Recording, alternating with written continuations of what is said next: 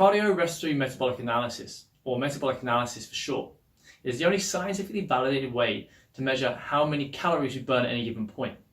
But how does it do this? Well, it measures the oxygen consumed and the carbon dioxide exhaled to gain what we call a respiratory exchange ratio, and it also takes the peak O2 and CO2 volumes.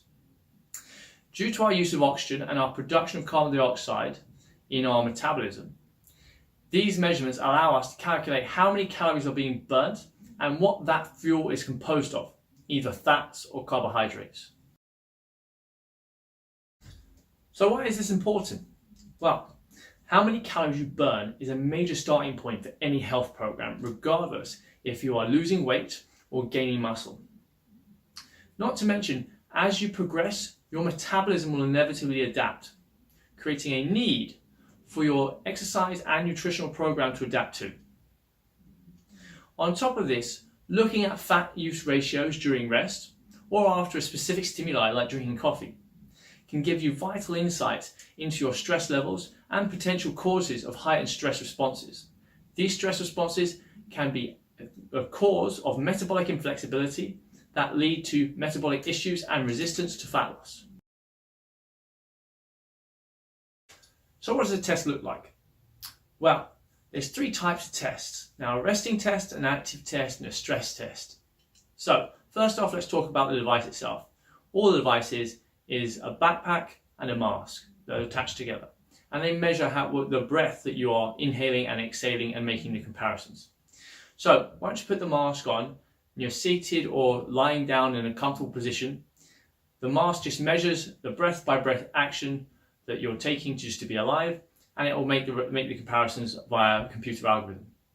Now, the active test, what we can do is we can either make this a simple VO2 max test, which can also give you an objective marker for your aerobic fitness and also acts as a good marker for longevity also.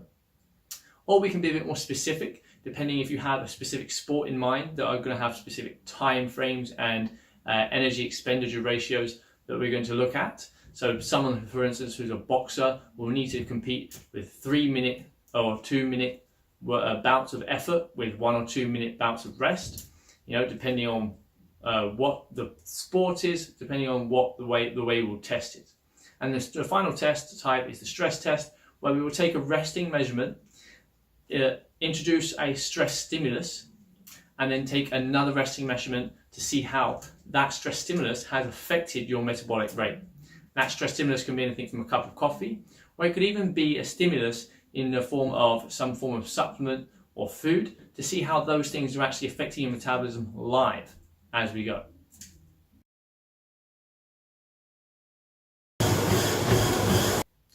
Regardless of your goal or whatever you want to achieve, having more information rather than less is going to help you get there faster and more efficiently.